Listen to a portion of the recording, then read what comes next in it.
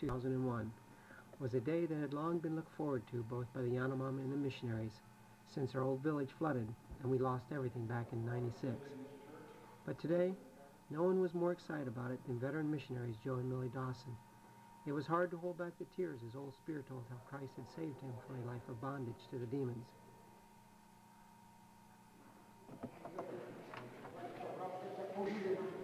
Then as he looked across the room at his old friend Bautista, better known to the outside world as Chief Shuflet, Dad wondered if the same memories were going through his head. With their 6-foot-long arrows, with razor-sharp bamboo points and other poison points, did he remember the fights that they were always in? Did he remember the drugs as he was initiated into the world of witchcraft and shamanism, his days of darkness? Dad, for his part, sure remembered the long hours and days he had spent traveling to get up here. He especially remembered the endless rapids. That is one nightmare that isn't going to go away in a hurry. He has not only tipped over once, but tipped over at each and every rapids they came to on that one trip. To make matters worse, he can't hardly swim.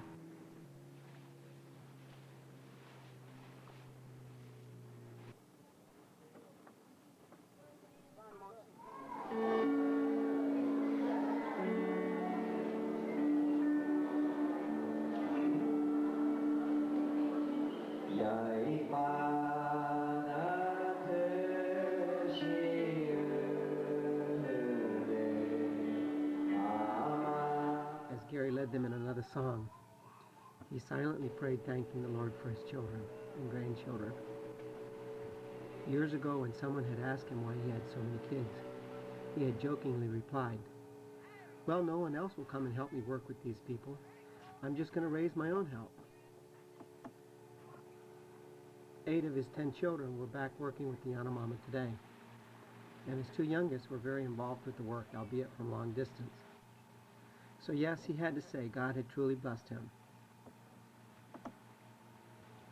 Now, not only were his children involved in the work, but his grandchildren as well. They had been raised with not only an intimate knowledge of the Yanomami culture and language, but were skilled in navigating the treacherous rivers. That was an area he was more than happy to turn over to them. They also knew how to live in the jungle, preparing and eating the foods that were common to the area.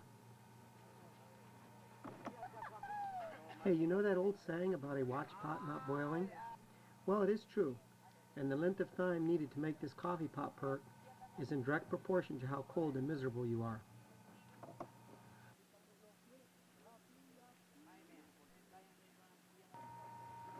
Although Mom and Dad helped give the Yanomami an alphabet in the late 50s, most of them are still illiterate, so their culture is still a verbal one. Their history is passed from the old storytellers down to the younger generation. And as we are getting back up into this old guy's territory, every bend in the river sparks some memory of something that has happened. Maybe a fight, or a place where they used to have a bridge, or just anything is enough to bring on a big story.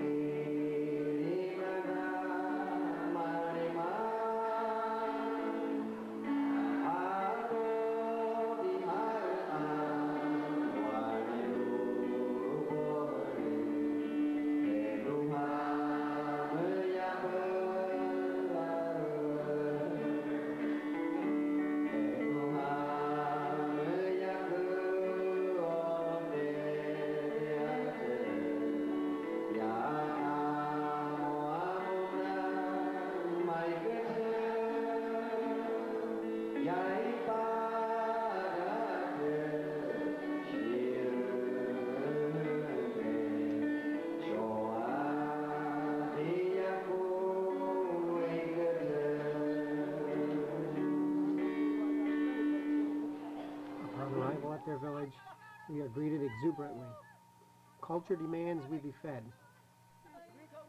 Meal of choice for visitors is a banana drink. Try not to make too big of an issue over the roaches. And actually, the drink doesn't taste too terribly bad. Speaking of roaches, be careful wherever you put your hand. Look up at the roof, and it seems like the whole thing is literally crawling. The roaches get so bad in some of these villages that they'll cause the Yanomamo to just literally walk out and abandon their village and burn it to the ground. That's how bad they get, and they were almost that bad here. As the sermon droned on and on, he paused to think about the medical and the work that was going on in those areas. What a blessing it was that his daughters and daughters-in-laws were able to take that ministry and go out to the different villages and work with the people there, and what a vital part of the ministry that was. He looked around at all the children sitting there in church. So many of them would not be there today if it wasn't for the loving care they got through the medical ministry there at Cosh. Back in the church building, looking around at the beautiful church that they were dedicating, it was difficult to remember the tragedy that had struck in June of '96. This video was taken after the waters have gone down far enough to allow the airplane to land again.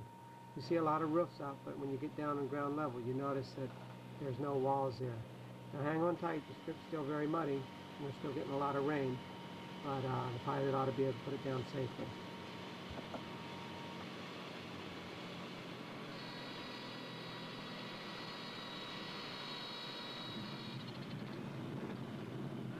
Initially, of course, we just tried to stay dry, but after that, after the waters had gone down, we began to clean up, and what a mess that was. The flood was very widespread, and the devastation in our whole Amazonas, Paramo River, Orinoco River area was very widespread. Entire villages were just devastated and knocked down, and actually a lot of them floated away. Initially, we spent the most part of our day just trying to help the people stay alive. Their gardens were flooded, and the jungle was just flooded out for miles and miles around. That there was just no game available, and they had no food. So we were able to help them by taking them in a lot of food. And life does go on.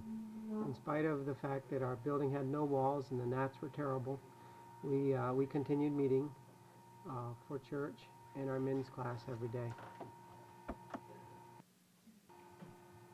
But our village was so destroyed, it was going to be so much effort to rebuild it, that a decision was made at that point to go ahead and rebuild about 2 miles inland from where we had built up on a little bit higher ground. And what a job that has been. The area where we decided to build our new village was old garden areas where the Yanomamo from Cosh had their gardens. So we went up there and cleared it off, began to clear it off, burn it off, and start chopping out the stumps and the large logs and stuff, which they just plant around. But so we began to clear it to make our new village.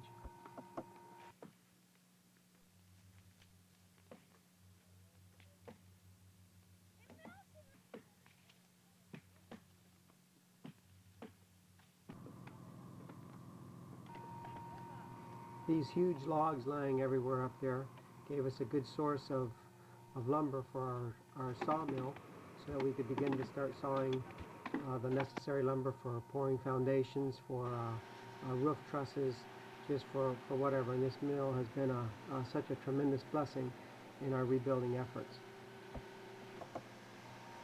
In the early days, we didn't have a road between the two villages, so everything had to move between the two sites via dugout canoe, and that really made the process a lot longer. But we finally were able to open up a road and get our materials back and forth. The first building we put up was a Quonset hut. We put this up for having a place to store our cement and other building materials that came up. And in our old village, we had such a hard time with our septic that we decided since we were building this one from the ground up, we'd go ahead and put in a decent septic system in place before there was anything built. Before we get too much further in this picture, I'd like to just take this opportunity to show you where the two villages are located in respect to one another. The Cosh is on a huge, long peninsula. The old Cosh was on the very tip of the peninsula, and we're now rebuilding the village on the base of the peninsula.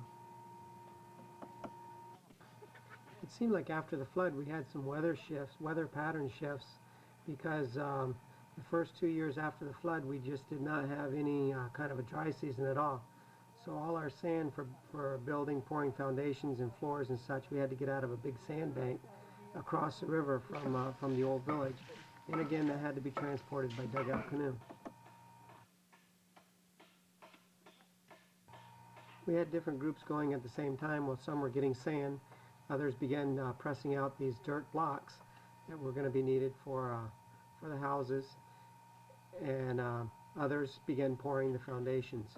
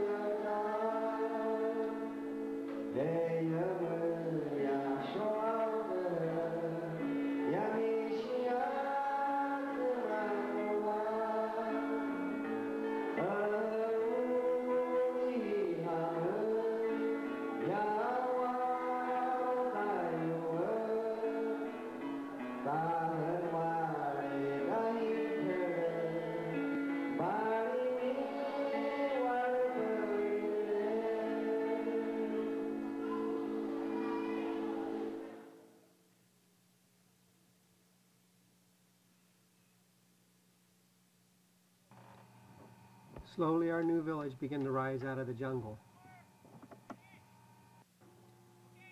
Dad's dream was to build one huge church and school combination. He felt like this would be a more effective use of our resources, and at the same time would be able to accommodate the much larger crowds that we get for our annual Yanomama conferences. One reason it took us so long to rebuild the village was that this was still a working mission station. Classes still had to be taught, and things still needed to be translated, and mission outreach trips still needed to be gone on. We had the Jesus movie translated into Yanomama right before the flood, so we continued using that in the different villages as a part of our outreach to the different Yanomama villages.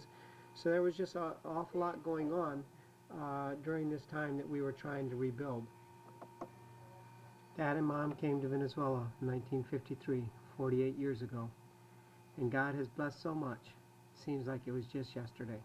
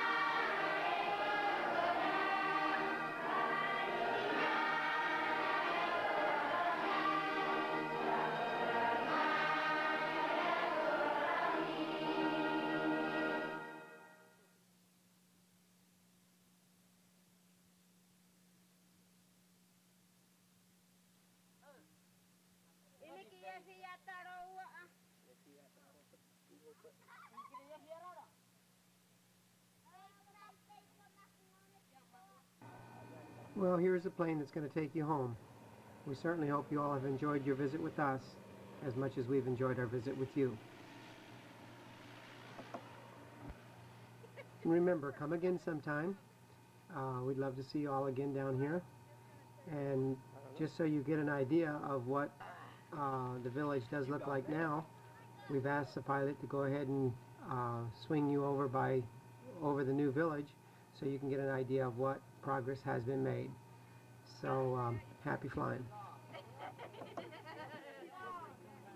It's impossible for words to adequately convey the gratitude that we feel for each and every one of you who gave generously of your time and finances to make rebuilding this community and this village and mission station a reality, and so much more so in helping us rebuild the church at Cosh. Thank you all so very much for all your help.